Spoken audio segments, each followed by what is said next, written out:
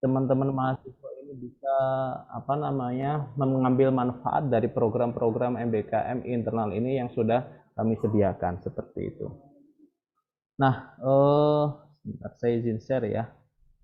Nanti kalau misalnya ada pertanyaan silahkan saja langsung diinterrupt, nggak masalah ya. Jadi sesinya ini memang agak apa namanya tidak terlalu formal gitu. Jadi kalau misalnya teman-teman mahasiswa ada pertanyaan terkait ini, misalnya langsung di stop saja atau langsung raise hand juga nggak masalah. Gitu.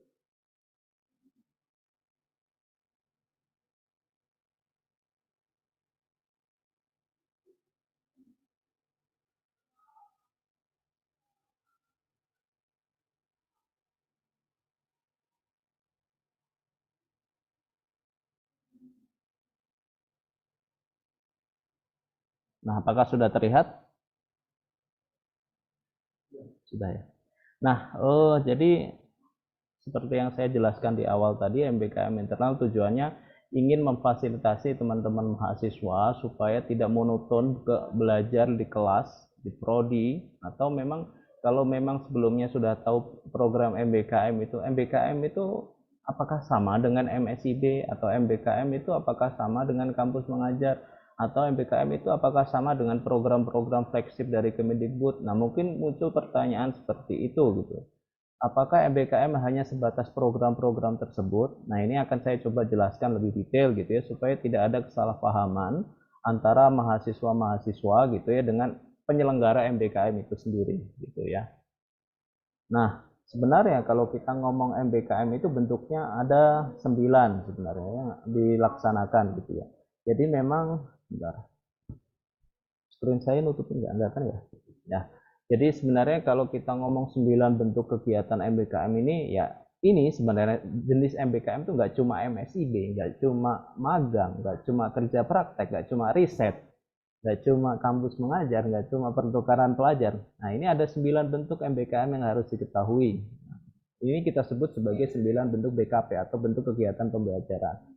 Di antaranya yang pertama ada bela negara, kemudian asistensi mengajar, pertukaran pelajar, kewirausahaan, penelitian, studi independen, magang atau wrap internship, kemudian ada proyek di desa, proyek kemanusiaan. Ya, ini 9 ini sebenarnya terangkum dalam program yang namanya program Merdeka Belajar Kampus Merdeka, atau bisa secara general ini kita sebut sebagai kegiatan pembelajaran di luar program studi. Jadi, 9 kegiatan ini memang terakomodir atau diakomodasi ketika misalnya teman-teman mahasiswa ini mengambil kegiatan ini, bisa diakomodasi untuk dikonversi menjadi SKS di prodi masing-masing gitu ya. Tidak hanya terbatas pada MSIB, terus kemudian hanya terbatas pada research, kemudian proyek di desa, tidak hanya sebatas itu. Yang penting ini masuk ke dalam 9 bentuk BKP ini, maka sejatinya program-program tersebut atau kegiatan-kegiatan tersebut bisa direkognisi menjadi SKS di prodi masing-masing. Nah, ini keuntungannya. Nah, lantas apa yang membedakan dengan KP atau kerja praktek atau magang? Nah, kalau KP atau magang mungkin yang ada di prodi masing-masing gitu, ini bagian dari MBKM sebenarnya gitu ya. Hanya saja kalau KP adalah kegiatan MBKM yang diwajibkan di kurikulum masing-masing. Ya, misalnya ada di FTE. Kalau misalnya teman di sini ada yang dari FTE, mungkin di semester masuk ke semester 6 gitu ya, masuk ke semester 6 ada mata kuliah KP yang harus diambil. Nah, ini tapi dia sifatnya adalah wajib ya. Jadi kalau KP memang karena dia terletak di kurikulum sehingga dia sifatnya wajib harus diambil gitu ya dalam semester tersebut. Nah, kalau MBKM ini sebenarnya hak teman-teman gitu ya, teman-teman mahasiswa. Ketika misalnya teman-teman mahasiswa ini mengambil kegiatan pembelajaran yang termasuk dalam 9 kegiatan ini, maka teman-teman berhak untuk mendapatkan konversi SKS di prodi masing-masing gitu ya. Apakah nanti ketika misalnya ikut pertukaran pelajar gitu ya, berarti teman-teman berhak gitu ya ketika teman-teman ini melakukan pembelajaran di kampus yang lain, maka sebenarnya teman-teman punya hak untuk hasil pembelajarannya ini dikonversi di prodi masing-masing sehingga muncul di transkrip ijazah itu nanti seperti itu. Jadi mungkin kita luruskan di sini ya, yang jelas kalau kita ngomong MBKM maka sebenarnya MBKM ini adalah 9 kegiatan ini, di mana salah satu kegiatannya adalah magang itu tadi ya. terus kemudian ada studi independen, terus kemudian ada research, kemudian pertukaran pelajar. Itu merupakan salah satu dari bentuk kegiatan dari MBKM, ya. Nah, terus kemudian kalau MSIB bagaimana? MSIB sebenarnya juga sama, karena MSIB itu magang studi independen bersertifikat gitu ya. Maka selayaknya MSIB adalah masuk ke program MBKM 9 ini sebenarnya. Magang studi independen gitu. Hanya saja MSIB memang penyelenggaranya adalah pihak eksternal. Ini adalah program dari Kemendikbud seperti itu. Ya. Jadi mungkin dari sini sudah cukup jelas ya apa yang membedakan antara MBKM internal dengan MSIB dan program-program yang sudah ditawarkan sebelumnya. Jadi kalau kita ngomong MBKM internal, memang kita khususkan untuk kegiatan-kegiatan MBKM yang penyelenggaranya adalah di dalam atau di internal Universitas Telkom. Nah, nanti siapa saja penyelenggaranya akan saya tampilkan seperti itu ya. Jadi kita mencakup 9 bentuk kegiatan ini, di mana program ownernya adalah unit-unit di internal Universitas Telkom. Ya. Nah, mungkin sebelum kita masuk ke sana gitu ya, langkah baiknya kita tahu terlebih dahulu gitu gimana proses atau unit-unit yang bertanggung jawab atau pihak-pihak yang bertanggung jawab pada terlaksananya kegiatan MBKM seperti itu ya. Jadi kalau kita ngomong MBKM sebenarnya ini ada 3 pihak yang harus ada gitu ya supaya kegiatan MBKM ini dapat diakui oleh teman-teman gitu ya. Jadi kalau kita misalnya nih teman-teman punya kegiatan apa contohnya research, tapi researchnya mandiri gitu kan. Terus tiba-tiba misalnya teman-teman ini udah saya punya riset, terus tiba-tiba lapor ke prodi, Pak saya sudah research ini laporannya. Terus kemudian saya berhak dong Pak ini mendapatkan 4 SKS.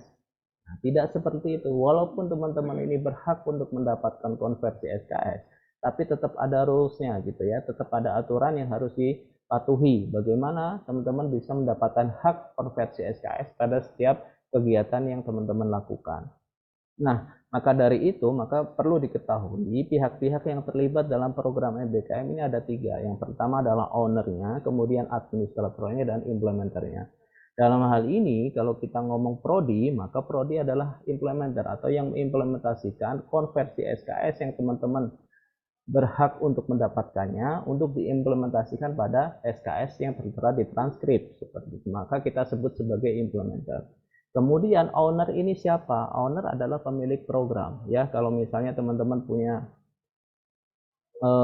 tawaran magang gitu ya misalnya. Magangnya ini dari siapa? Apakah magang di RC kah, research center kah, atau magang di kelompok keahlian kah, magang di direktorat kah, magang di COE kah atau RA kah, atau unit-unit eksternal lainnya yang memiliki program ini kita sebut sebagai owner. Nah, kita sebagai PPA ini sebagai administrator atau sebagai pencatat gitu ya. Ketika teman-teman melakukan kegiatan di program owner, kemudian kita catat dan kita distribusikan ke prodi. Nah, jadi siklusnya harus jelas seperti itu. Tidak boleh mahasiswa itu ketika misalnya melakukan kegiatan di luar prodi, kemudian mendaftar di program owner tanpa sepengetahuan BPA, terus tiba-tiba langsung minta konversi ke prodi. Sebenarnya nggak masalah, cuma nanti kemungkinan tidak tercatatnya akan tinggi. Ketika misalnya nanti ada selisih data dan lain sebagainya, maka teman-teman sendiri yang akan rugi seperti itu.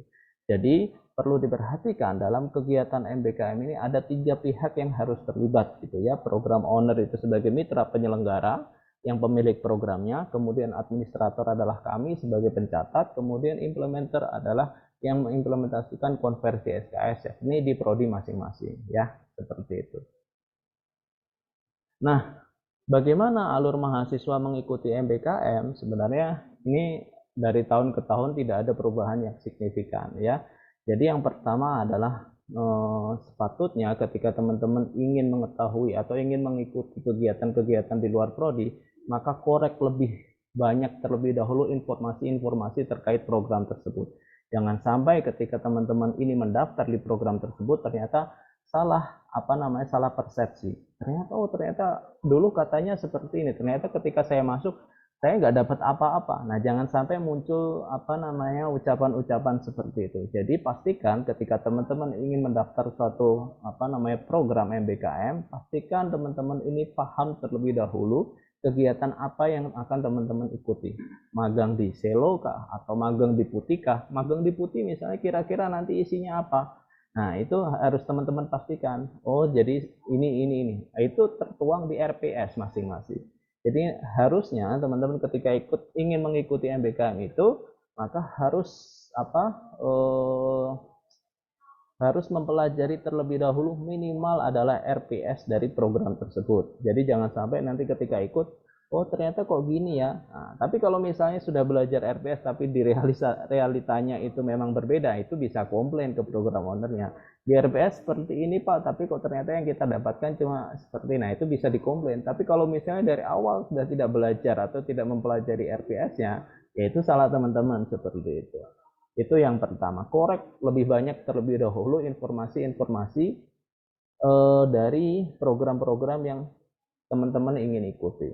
Kemudian konsultasikan dengan dosen wali, libatkan dosen wali ya, karena di sini dosen wali ini sebagai penasihat akademik yang mungkin paling dekat dengan teman-teman gitu ya. Jadi kalau misalnya nggak mungkin langsung konsultasi ke Kaprodi, ya karena memang kalau Kaprodi semua konsultasi langsung ke Kaprodi jadinya terlalu banyak. Konsultasikan program ini terlebih dahulu ke dosen wali ya. Jadi pastikan setelah teman-teman ini mendapatkan informasi lebih banyak atau sudah cukup informasi, bawa ke dosen wali, kemudian minta pendapatnya, minta masukannya, baiknya seperti apa dan seterusnya. Kemudian kalau sudah dikonsultasikan, baru minta persetujuan ke prodi, atau biasanya minta persetujuan di prodi itu ada biasanya PIC MBKM-nya. Nanti bisa minta persetujuan kah atau minta saran-saran masukan baiknya gimana alurnya. Jadi silahkan dikonsultasikan apakah nanti ada form khusus untuk mengisi dan lain sebagainya. Itu biasanya di prodi sudah disediakan. Bisa tanya ke admin prodi atau langsung ke PIC MBKM-nya langsung. Nah, kalau sudah mendapatkan persetujuan dari misalnya teman-teman tadi udah milih nih magang di Putih misalnya, berarti sudah minta persetujuan, sudah mendapatkan rekomendasi dari prodi, maka berikutnya bisa langsung mendaftar di BPA gitu ya. Jadi pendaftaran di sini terpusat di administrator supaya datanya itu tidak terjadi perbedaan gitu ya. Jadi semuanya terpusat di PPA. Ketika misalnya teman-teman ingin mendaftar, walaupun nanti magangnya di Putih, tapi pendaftarannya di PPA kita catat, terus kemudian kita distribusikan ke program ownernya langsung seperti itu. Nah, kemudian setelah melakukan pendaftaran, akan ada proses seleksi yang dilakukan. Pertama, proses seleksi administrasi, biasanya administrasi itu terkait surat rekomendasi dan lain sebagainya. Kemudian seleksi kedua adalah seleksi substansi. Ya, seleksi substansi ini biasanya dari program owner. Nanti biasanya apakah nanti program owner ingin wawancara secara langsung atau cukup melihat CV dan lain sebagainya, itu terserah dari program ownernya, seperti itu ya. Jadi pendaftaran ini juga mekanismenya harusnya tidak berbelit-belit gitu ya, karena memang di internal.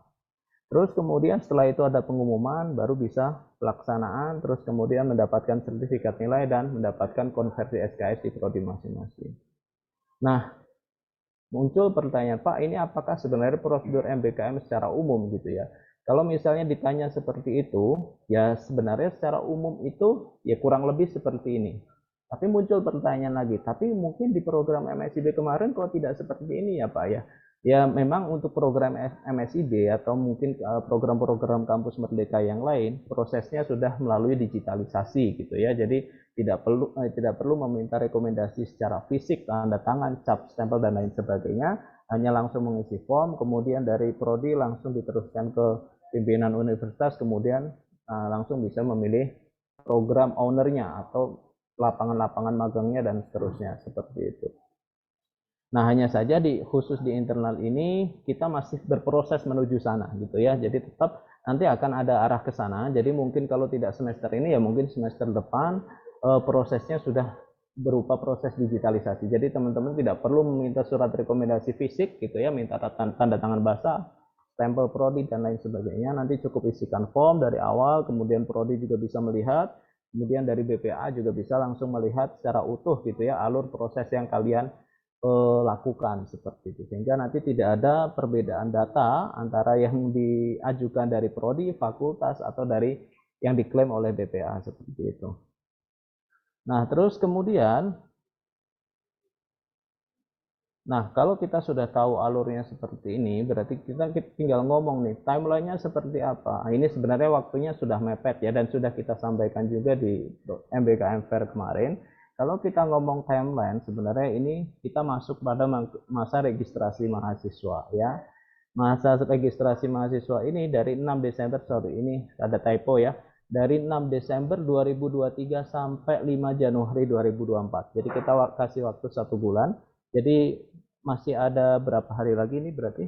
Di tanggal 3. Masih ada 2 hari lagi. Jadi manfaatkan sisa 2 hari ini untuk teman-teman berburu rekomendasi dari prodi, terus kemudian berburu informasi selengkap-lengkapnya dari program owner, karena tanggal 5 pukul 23.59 itu masa penutupan registrasi MBKM internal.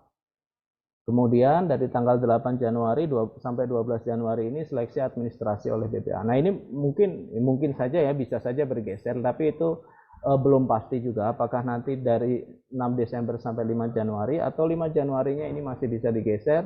Tapi untuk saat ini info terakhir masih di tanggal 5 Januari, belum ada pengunduran. Jadi manfaatkan baik-baik kesempatan ini. Di sisa 2 hari ini silahkan teman-teman berburu informasi mengenai program-program MBKM internal yang ada. Tanyakan kepada PIC-nya gitu ya, kalau misalnya ada program yang ingin diketahui lebih lanjut gitu.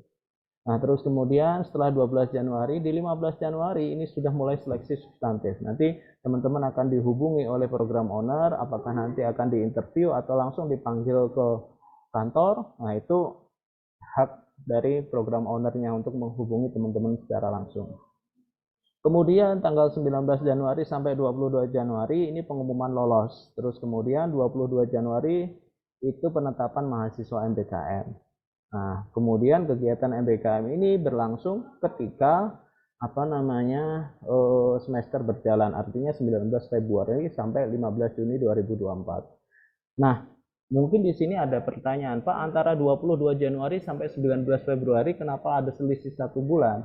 Ini sebenarnya mengakomodasi atau memfasilitasi dari prodi gitu ya, karena memang nggak mungkin ketika teman-teman ini ikut MBKM internal, tapi mata kuliahnya nanti tidak didaftarkan.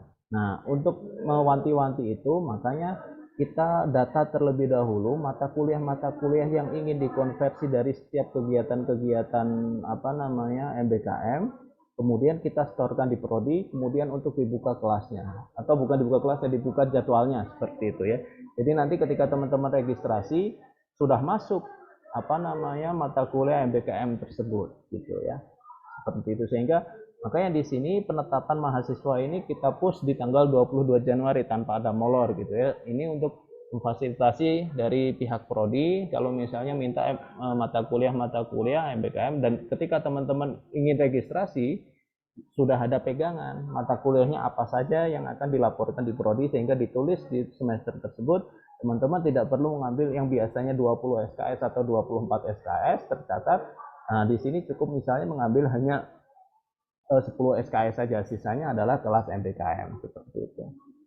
Nah, sehingga 19 Februari teman-teman sudah tenang, perkuliahannya misalnya cukup 15 atau 10 SKS saja, sisanya kegiatan magang di internal seperti itu, di PUTI kah atau di BPA kah dan lain sebagainya. Nah, kurang lebih seperti itu. Ini timelinenya tolong dicatat gitu ya. Jadi tinggal 2 hari lagi, silahkan dimanfaatkan. Ya, semoga saja ada pengunduran ya, tapi jangan terlalu berharap gitu ya, karena memang ini kita tidak bisa memberikan kepastian. Jadi kalau misalnya setelah tanggal 5 Januari apakah masih bisa mendaftar? Kemungkinan masih bisa, tapi tidak tidak istilahnya itu tidak menjamin gitu ya. Artinya ya silahkan kalau teman-teman ikut magang, tapi mungkin memfasilitasi konversi SKS itu mungkin tidak bisa dijanjikan seperti itu. Jadi pastikan ketika misalnya teman-teman ingin ikut prosedur secara utuh, mendapatkan hak-hak teman-teman itu tadi, maka teman-teman harus mendaftar sebelum tanggal 5 Januari. Itu untuk amannya gitu. Tapi kalau mau ambil resiko ya silahkan, nggak masalah gitu ya. Nah, terus kemudian apa sebenarnya program yang ditawarkan dari MBKM internal? Nah, di program MBKM internal ini kita sudah jelaskan di MBKM Fair kemarin ada 32 program yang bisa diambil gitu. Cukup banyak gitu ya kalau kita ngomong, atau kalau kita bahasakan di MSIB ini ada 32 lowongan ya. Bukan 32 lowongan, 32 jenis lowongan ya, di mana satu lowongannya biasanya bisa merekrut 2 sampai 4 orang seperti itu ya. Jadi kalau kita ngomong di sini ini ada 32 jenis pekerjaan atau jenis lowongan yang ditawarkan di MBKM internal. Kalau kita bagi menjadi tadi 9 BKP, 32 ini dapat diklasifikasi menjadi 3 BKP. BKP apa saja itu? Yang pertama adalah magang atau kerja praktek, kemudian ada bentuk kegiatan pembelajaran riset atau penelitian, kemudian ada bentuk pembelajaran riset atau proyek independen, studi atau proyek independen. Kalau kita lihat memang yang dominan di sini adalah magang atau kerja praktek sebanyak 29 kegiatan atau 29 slot. Kemudian di sini ada riset atau penelitian sebanyak 2 kegiatan atau 2 slot, di mana satu kegiatan ini bisa terdiri dari 2 sampai 4 mahasiswa atau lebih. Kemudian untuk studi atau proyek independen di sini ada 1 kegiatan gitu ya. Nah, dari kegiatan-kegiatan ini tawarannya cukup menarik. Mereka menjanjikan ada dari 6 sampai 20 SKS yang bisa dikonversi. Tapi kembali lagi ya, proses konversi ini tergantung dari prodi masing-masing ya. Jadi walaupun ini ditawarkan adalah 6 sampai 20 SKS, tapi kebijakan konversinya tetap ada di tangan prodi gitu ya. Jadi jangan sampai nanti teman-teman ngeklaim, Pak ini yang di RPS ini kan dia yang nulisnya 20 SKS, harusnya saya di prodi kan harusnya dapat 20 SKS. Nah, tidak seperti itu. Ini adalah SKS yang ditawarkan, tapi kebijakan konversinya, kebijakan konversi akhirnya tetap ada di prodi masing-masing ya. Jadi nanti makanya tadi di awal saya tekankan bahwa proses ini tolong libatkan dosen wali masing-masing sehingga teman-teman ini tidak tersesat ketika melakukan atau menjalani program-program MBKM di sini kayak gitu ya. Jadi di sini walaupun yang ditawarkan adalah 6 sampai 20 SKS, pastikan korek lebih dalam terlebih dahulu informasinya, kemudian konsultasikan ke dosen wali, kemudian nanti bisa dikonsultasikan ke PIC MBKM atau ke prodinya langsung seperti itu.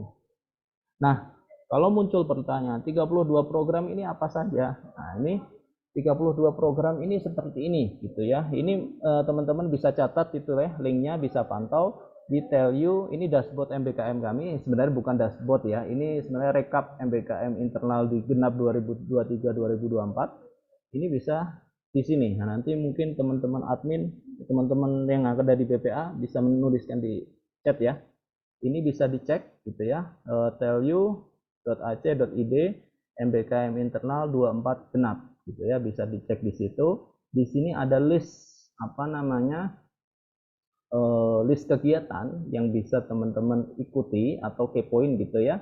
Kira-kira apa saja sih ini tuh? Ada magang sinergitas modul Nusantara, magang administrasi modul Nusantara, magang desain grafis Open Library, kemudian ada program magang web development Open Library, senior resident asrama, ICE Institute, praktek kerja layanan fasilitas produksi pengembangan konten SELO, praktek kerja layanan pemanfaatan dan pengelolaan konten digital SELO, internship programmer unit Yan SELO, internship technical writer unit Yan SELO, internship DevOps engineer unit Yan SELO, kegiatan dan layanan pemasaran Direktorat PAPMI, riset dan pemasaran digital Direktorat PAPMI, Public Relation and Analytics Community atau PRACOM, kemudian pengembangan konten digital layanan SI dan standar ISO, kemudian pengembangan aplikasi survei, web research dari RC Unique, kemudian course-based undergraduate research experience on digital talent academy, kemudian PUTI Advanced Internship Program, ini ada digital branding atau marketing, IT security, programming, front end security, terus kemudian magang literasi cafe, videographer atau fotografer, magang literasi cafe, jurnal konten media sosial, kemudian desain grafis, logistik helper, web development, kitchen, dan barista. Nah, ini sebenarnya kalau kita lihat gitu ya, jenisnya itu luas sekali ya, dari misalnya dari kegiatan-kegiatan non teknis sampai teknis itu ada sebenarnya. Nah, kalau pengen lihat apa namanya detailnya seperti apa, bisa dikunjungi link tersebut ya teman-teman, value.ac.id MBKM internal 24 genap, kemudian scroll paling kanan, di situ ada kolom RPS. Nah, teman-teman bisa lihat di situ RPS-nya, silahkan baca-baca, klik sesuai perminatan teman-teman. Misalnya ada yang pengen jadi barista, nah bisa saja berarti apply yang ada di situ. Magang literasi kafe barista di situ. Nah, RPS-nya seperti apa? Berapa SKS yang ditawarkan? Berapa SKS yang ditawarkan bisa dilihat di RPS yang tertera di situ, ya. Terus kemudian pengen web development juga ada di situ. Oh, web development ada. Coba kepoin, terus scroll paling kanan, lihat kolom RPS. Nah, itu silakan di-download, kemudian dipelajari, terus kemudian konsultasikan ke pihak prodi, dosen wali, terus kemudian kalau sudah mendapatkan persetujuan dari prodi, kemudian bisa mendaftar melalui BPA. Seperti itu. Jadi ini ya 32 kegiatan yang ditawarkan, cukup banyak gitu ya. Kalau misalnya sudah frustasi, nggak dapat lowongan di MSID, nggak dapat lowongan di kampus mengajar dan lain sebagainya, di sini masih ada kesempatan gitu ya, ikut di MBKM internal. Ini cukup prospek gitu ya untuk mengikuti kegiatan-kegiatan. Bagaimana sih kita ingin mengetahui unit-unit kerja yang ada di Universitas Telkom gitu ya. Saya ingin belajar misalnya jadi jurnalis, ya bisa saja ke Prakom gitu ya. Saya ingin belajar jadi tadi barista, atau misalnya apa contohnya lagi ya, desain grafis, ya bisa saja. Di sini ada banyak program yang bisa diikuti seperti itu ya. Jadi silakan saja ini dimanfaatkan. Ini masih dibuka sampai tanggal 5 Januari, dan tolong dilihat juga ya tanggal mulainya. Di situ sudah ada tanggal mulainya dan tanggal akhirnya juga sudah ada. Silahkan diperhatikan juga di situ. Di link tersebut juga sudah tertera jumlah capaian pembelajaran dan jumlah SKS yang ditawarkan gitu ya. Jadi ini kembali lagi saya tekankan, ini bukan SKS final yang yang bisa dikonversi di prodi masing-masing. Keputusan konversi SKS itu ada di tangan prodi masing-masing. Jadi silahkan bawa RPS ini ke prodi masing-masing, kemudian silahkan konsultasikan kira-kira apakah bisa mengambil, misalnya contohnya nih ada di desain grafis Open Library ditawarkan 16 SKS. Coba konsultasikan ke prodi, Pak ini kira-kira saya bisa nggak ya ngambil 16 SKS di sini dengan mengkonversi mata kuliah ini, mata kuliah ini, mata kuliah ini, mata kuliah ini. Nah, kalau misalnya sudah oke, dapat rekomendasi, kemudian teman-teman langsung silahkan mendaftar. Kurang lebih seperti itu. Jadi silahkan, itu tadi ini nanti dicermati lagi gitu ya RPS-RPS-nya. Kalau misalnya ada pertanyaan lebih lanjut, silahkan hubungi BPA gitu ya. Kami terbuka, jadi langsung hubungi hotline kami di Instagram BPA, boleh DM atau boleh via Talktour yang ada di web BPA gitu ya.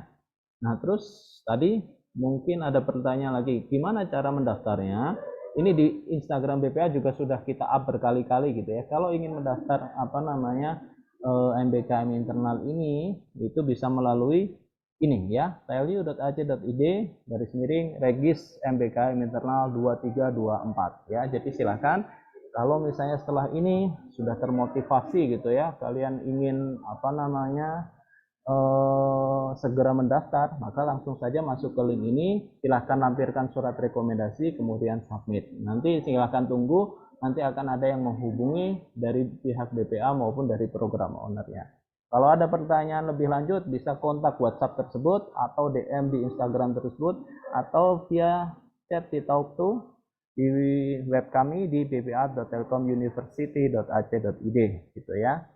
Nah, kurang lebih seperti itu mungkin untuk penjelasan kali ini. Saya kembalikan ke Mbak Isa. Baik, terima kasih Pak Bari atas pemaparannya mengenai program MBKM internal di Telkom University ini. Nah, buat teman-teman di sini, kalau misalkan ada yang ingin bertanya, boleh langsung raise hand aja, atau mungkin malu bisa langsung di kolom chat untuk menanyakan terkait dengan program MBKM internal. Begitu. Mungkin di sini teman-teman ada yang udah ada tujuan nih ya, ingin magangnya tuh di mana gitu. Jadi ternyata teman-teman selain melaksanakan magang di luar kampus, teman-teman tuh bisa juga magang di dalam kampus seperti itu. Benefitnya apa sih selain lebih dekat ya? Mungkin jika masih ada teman-teman di sini yang masih ada kuliah gitu kan, teman-teman bisa sambil kuliah gitu ya Pak Bari ya. Jadi nggak perlu full time seperti di luar begitu. Jadi misalkan ada mata kuliah satu atau dua, teman-teman masih bisa mengikuti sesuai dengan jadwal asalkan teman-teman di sini koordinasi di awal terlebih dahulu dengan unit tempat teman-teman magang seperti itu. Mungkin itu sih salah satu benefit juga ya untuk magang internal di kampus begitu. Jadi di sini ada yang ingin bertanya?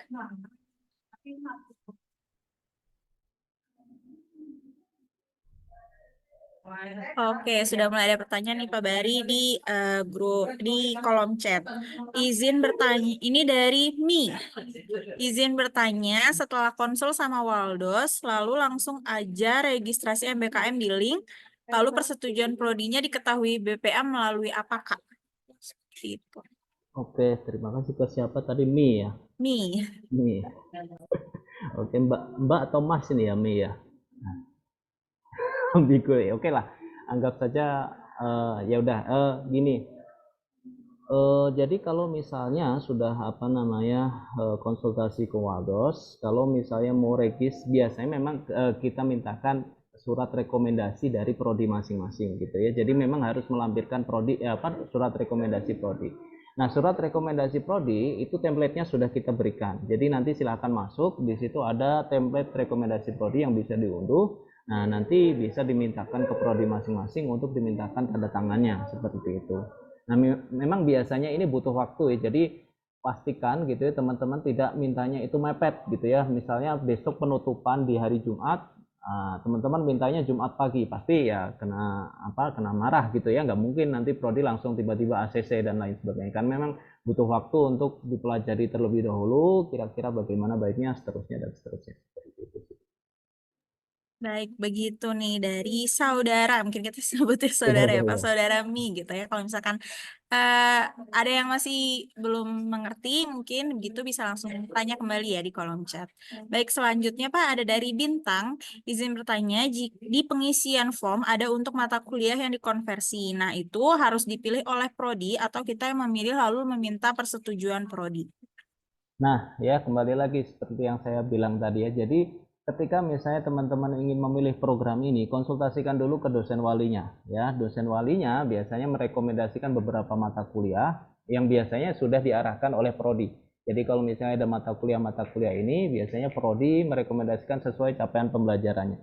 Jadi memang konversi mata kuliah ini harus atas persetujuan prodi. Jadi nggak boleh teman-teman itu memasukkan mata kuliah yang mana itu nggak terlebih dahulu diinfokan ke prodi masing-masing seperti itu. Jadi kuncinya di sini adalah komunikasi ke prodi masing-masing gitu ya. Jadi kalau misalnya teman-teman nekat memasukkan seperti itu, otomatis secara administrasi pasti tidak akan lolos karena tidak ada tanda tangan atau approval dari prodi masing-masing. Seperti itu.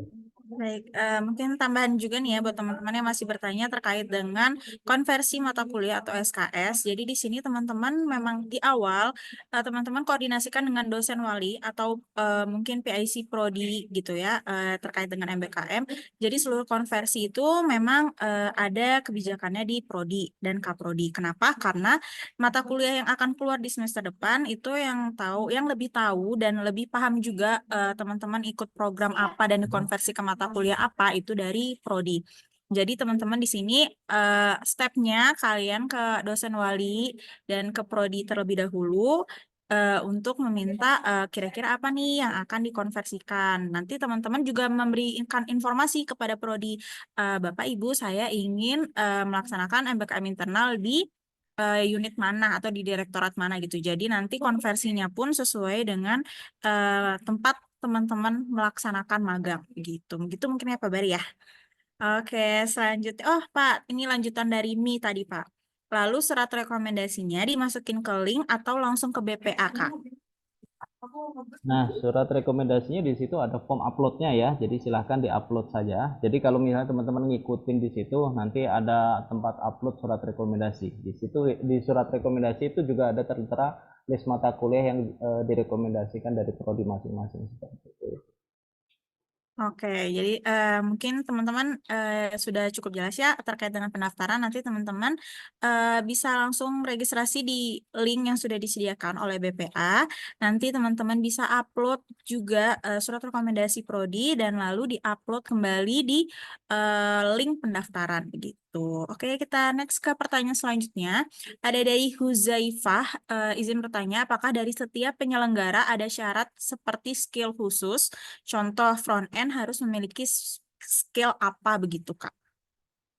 Nah, kalau itu sebenarnya itu masih bingung nggak ya? Kalau itu sebenarnya hak dari program owner masing-masing. Saran saya sih kalau misalnya Anda sudah pengen atau punya passion di front end misalnya gitu ya, ya sudah daftar saja terlebih dahulu. Nanti biasanya di tes substansi akan dikorek lebih dalam oleh program owner gitu ya. Tapi ya itu tadi yang penting mah nggak apa-apa lah, coba aja dulu. Kalau asal administrasinya sudah oke semua nggak apa-apa. Saran saya sih coba saja nggak masalah gitu. Asalkan dirasa sudah cukup nih ya Pak ya Betul. skill yang dipunya dengan program yang akan diambil seperti itu. Oke, kita lanjut ke pertanyaan dari Najwa. Izin bertanya untuk program ini bisa dimulai dari semester berapa ya Pak? Nah, untuk program ini sebenarnya kan secara aturan apa universitas karena memang ini tuh bentuknya magang gitu ya. Kalau bentuk kegiatan magang secara universitas memang semester minimal yang harus ditempuh adalah semester 5. Jadi kalau untuk teman-teman yang masih semester 3 sekarang masuk semester 4 memang belum boleh. Tapi kalau misalnya jenisnya adalah perkuliahan, eh, itu boleh saja, tapi kalau di MBKM internal kan memang di sini nggak ada gitu ya jenis perkuliahan seperti pertukaran pelajar dan lain sebagainya kan belum ada di sini. Hanya saja di sini cuma yang dibuka adalah kegiatan-kegiatan berupa magang, internship, maka yang diperbolehkan di sini minimal adalah semester 5. Begitu teman-teman. Jadi semester 5 sudah bisa ikut mengikuti program MBKM internal sama seperti syarat-syarat MBKM eksternal juga kalau di TEL itu memang mulai dari semester 5 seperti itu. Oke, kita lanjut ke pertanyaan selanjutnya dari Gojo Satoru. Wow. Oke, untuk program MBKM ini apakah lebih memprioritaskan mahasiswa-mahasiswi kelas akselerasi kelas akselerasi ini mungkin maksudnya untuk yang mengambil mata kuliah 3,5 tahun atau ekstensi nih? Jadi sebenarnya kalau kita ngomong akselerasi di sini gitu ya, untuk program MBKM ini kita tidak khususkan spesifik ya, Mbak Isa dan teman-teman mahasiswa yang lain gitu ya. Jadi memang ini terbuka untuk umum, maksudnya ini ada hak hak semua mahasiswa gitu ya. Apakah mahasiswa internasional, apakah mahasiswa akselerasi, reguler kah, terus jalurnya JPA dan lain sebagainya, itulah ini tidak ada pengkhususan. Jadi semua asal memenuhi kriteria minimal semester 5 dia sudah berhak untuk mengikuti kegiatan-kegiatan MBKM. Baik, tapi hanya untuk D3 dan S1 saja betul ya Pak? Betul sekali. Atau S2? Dua nggak S2. ada ya. Jadi teman-teman hanya untuk mahasiswa-mahasiswi yang D3 dan S1 saja begitu. Jadi teman-teman kalau misalkan teman-teman merasa teman-teman D3 S1 tapi teman-teman belum D3 akan S1 tambah lulus ya. D4, Mbak. Oh sama D4, Enggak, D3, D4, S1 gitu ya. Tapi teman-teman belum lulus, belum akan yudisium pada semester berjalannya MBKM tersebut, begitu ya Pak Bari. Jadi statusnya teman-teman adalah mahasiswa aktif sampai dengan berakhirnya program MBKM tersebut. Jadi kalau misalkan teman-teman ternyata ingin yudisium atau ingin lulus di semester yang akan diambil saat MBKM, itu pastikan saat selesai program itu teman-teman statusnya masih mahasiswa aktif belum akan melaksanakan sidang akhir maupun yudisium seperti itu. Oke, pertanyaan selanjutnya Pak dari Adi, apakah untuk pendaftaran apakah bisa lebih dari satu lowongan Pak? Nah, sebenarnya kalau untuk pendaftaran ini nggak masalah ya dalam satu apa namanya satu kali pendaftaran itu lebih dari satu lowongan gitu. Hanya saja perlu diwanti-wanti gitu ya, tentukan prioritas dan ketika nanti ada apa namanya tes substansi dari program owner sampaikan ketika teman-teman ini ngambil program ini, saya juga mengambil ini Pak, sehingga nanti tidak muncul kekecewaan dari program owner yang mungkin nantinya teman-teman malah di blacklist dari program-program tersebut, sehingga tidak bisa mengambil kegiatan atau program MBKM di periode berikutnya. Takutnya seperti itu. Jadi komunikasikan saja sih intinya seperti itu ya. Jangan sampai nanti ketika udah keterima ambil dua misalnya, keterima dua-duanya, kan nggak mungkin tiba-tiba langsung menghilang. Nah, jangan sampai seperti itu ya. Betul, jadi teman-teman kalau misalkan ingin mendaftar lebih dari satu lowongan, dipersilakan namun tetap koordinasi karena nanti saat penerimaan biasanya akan ada semacam validasi begitu Pak ya. Betul. Apakah akan jadi diambil atau tidak seperti itu. Nah, jadi teman-teman misalkan ternyata terima di dua tempat, silakan pilih salah satu gitu ya dan yang satunya jangan menghilang tapi teman-teman harus lapor kepada program owner yang tidak jadi teman-teman ambil gitu. Jadi istilahnya kalau sekarang jangan ghosting gitu ya. Oke, kita pertanyaan nih Pak. Ada selanjutnya dari Bintang lagi nih. Tadi kan dijelaskan mengenai kerja praktik. Berarti MBKM ini tidak bisa dikonversi ke kerja praktik ya. Jadi nanti kerja praktik itu tetap harus diambil. Nah, jadi ke siapa Bintang tadi ya. Jadi kembali lagi ya, kerja praktik itu adalah kewajiban yang ada di kurikulum. Nah, tetapi MBKM ini adalah hak ya. Jadi teman-teman berhak ketika teman-teman ini melakukan kegiatan di luar prodi, maka kegiatan-kegiatan tersebut bisa dikonversi menjadi SKS. Nah, mungkin salah satu konversinya skemanya adalah biasanya kalau memang jenisnya magang, ya konversinya di kerja praktek. Karena hubungan dari kerja praktek sama magang ini sebenarnya 11-12 gitu ya. Ketika misalnya teman-teman dari Ikom gitu ya, ingin magang di Prakom tadi salah satu contohnya gitu. Itu sebenarnya kan linear. Teman-teman bisa mendapatkan apa namanya atmosfer bekerja atau pengalaman bekerja terlebih dahulu sebelum teman-teman lulus. Nah, itu kan sebenarnya tujuannya sama atau sinkron dengan ketika teman-teman mengikuti mata kuliah kerja praktek. Ya, jadi sama saja. Jadi ketika teman-teman sudah ikut MBKM, ya mungkin nanti di salah satu di prodinya salah satu mata kuliah konversinya adalah kerja praktek seperti itu. Mungkin ya, tapi tidak dibatasi apakah magang pasti nanti konversinya kerja praktek, tapi biasanya ketika teman-teman ambil MBKM magang, biasanya dikonversinya salah satunya adalah di kerja praktek seperti itu.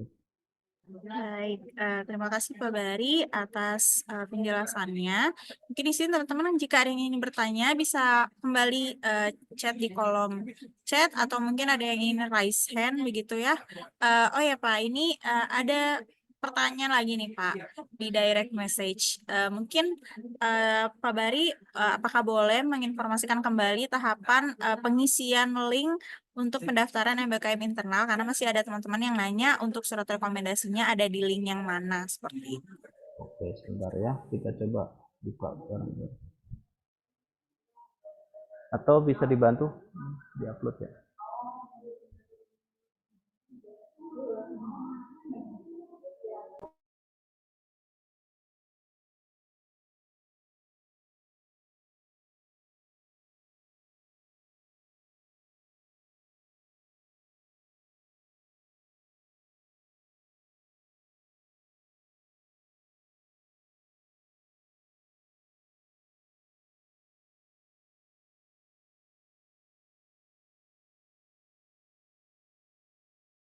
Itu sudah coba kita buka langsung saja ya, biar apa namanya jelas gitu ya. Ini kebetulan sudah di-up, ya, silakan teman-teman klik di situ ya, link yang sudah di-share. Nah, itu sudah dibantu oleh Mas Rahdian juga untuk persyaratannya. Terus kemudian yang paling bawah itu apa?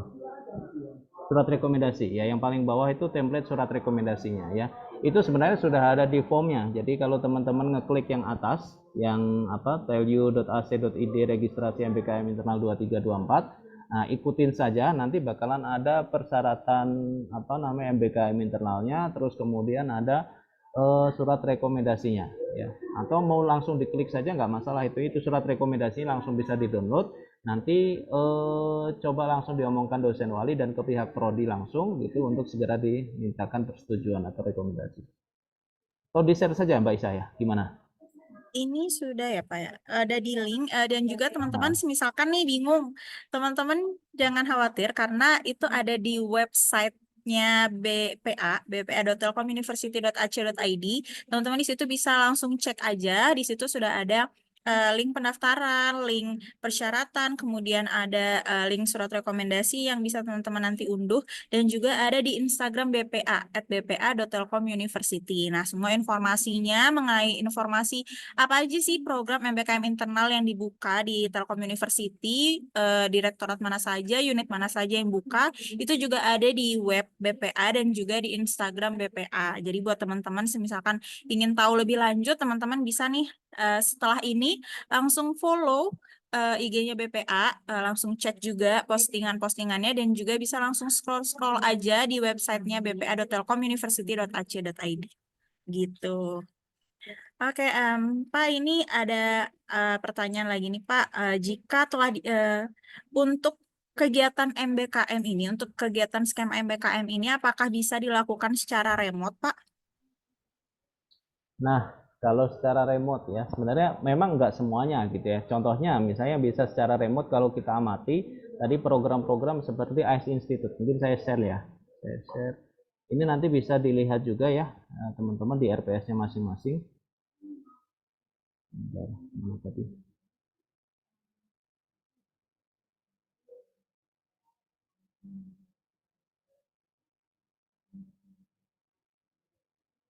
Nah, ini kalau kita lihat di program nomor 6 ya, itu studi atau proyek independen, ini dari ICE Institute. Ini sebenarnya ini programnya apa sih? Program ini studi independen ya, namanya juga studi independen, maka teman-teman di sini belajar secara mandiri. Seperti halnya ketika kita belajar di LMS secara asinkronus, di situ ada bahan materinya, kemudian bisa di-download, kemudian bisa ngisi tugas di situ, ujian di situ, kemudian dapat sertifikat. Nah, sertifikatnya ini nanti bisa dikonversi menjadi SKS. Nah, kurang lebih seperti ini. Nah, kalau program seperti itu atau ICE Institute itu bisa dikerjakan secara remote di rumah gitu ya. Artinya ya mangga mau ngerjainnya di kampus, mau ngerjainnya di kasur, di kamar, dan lain sebagainya. Yang penting asalkan poin-poin penilaian terpenuhi, maka sertifikat itu bisa didapatkan, dan sertifikat itu sebagai bahan untuk teman-teman mendapatkan konversi dari SKS di setiap prodi. Nah, kalau untuk program-program yang lain, sepertinya semuanya harus onsite ya. Jadi tidak ada program online di sini ya, karena memang di sini semuanya magang, dan memang saya lihat semua penilaian, bukan semua, kebanyakan sebagian besar penilaian itu melibatkan kehadiran. Nah, jadi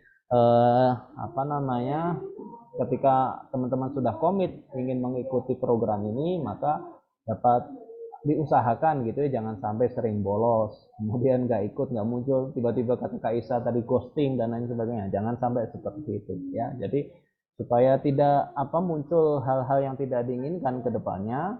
Nah, kalau misalnya paling ringan sih cuma di blacklist, tapi kalau misalnya yang sampai lebih jauh kan bisa saja seperti itu. Nah, maka untuk meminimalisir efek-efek seperti itu, etikanya diperbaiki seperti itu. Mungkin ya gitu ya Mbak Isa ya.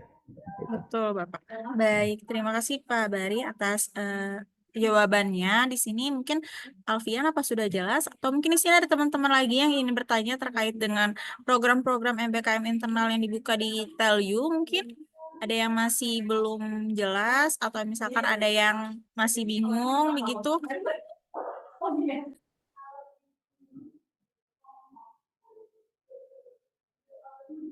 Atau sudah cukup jelas nih? Kalau tidak ada pertanyaan, kita anggap sudah paham semua ya.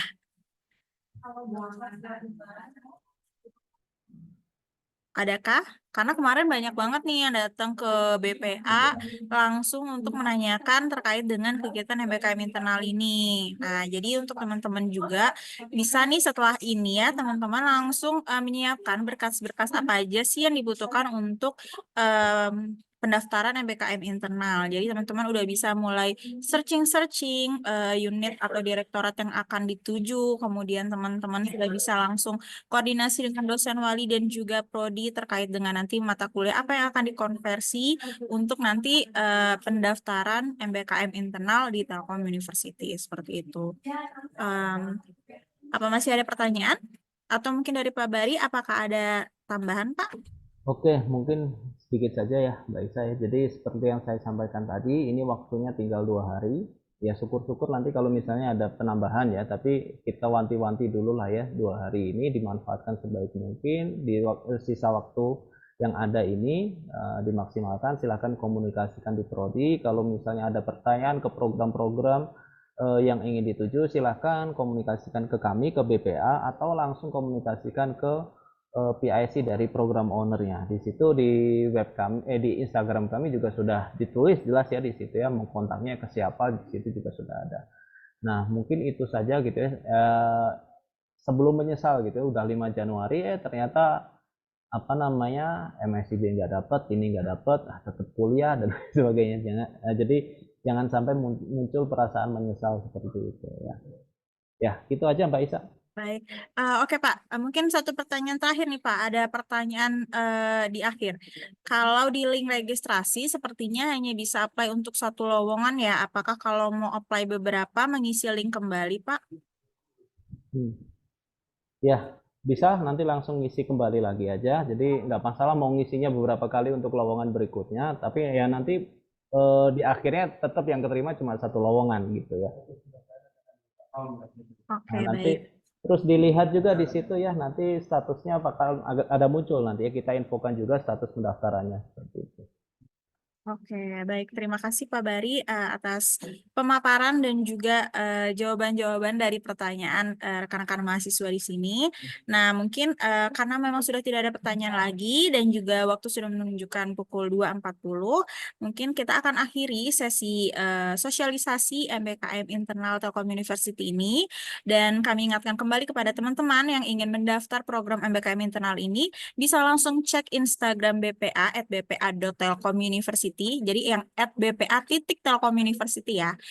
Kemudian bisa cek juga di website bpa.telkomuniversity.ac.id. Jadi di situ teman-teman sudah ada informasi-informasi mengenai program apa saja yang dibuka, kemudian unit dan direktorat mana yang membuka program MBKM internal, dan bagaimana cara pendaftaran program MBKM internal. Di situ juga ada program-program MBKM lainnya yang teman-teman bisa cek mungkin untuk di semester selanjutnya. Begitu. Baik, sekian dari kami. Saya Isa, mewakili bagian pengembangan akademik Universitas Telkom, dan juga Pak Bari selaku KUR pengembangan MKLP dan RPL bagian pengembangan akademik. Kami mohon izin pamit undur diri. Mohon maaf atas segala kesalahan jika ada salah kata dan perbuatan. Wassalamualaikum warahmatullahi wabarakatuh. Selamat siang. Waalaikumsalam warahmatullahi wabarakatuh.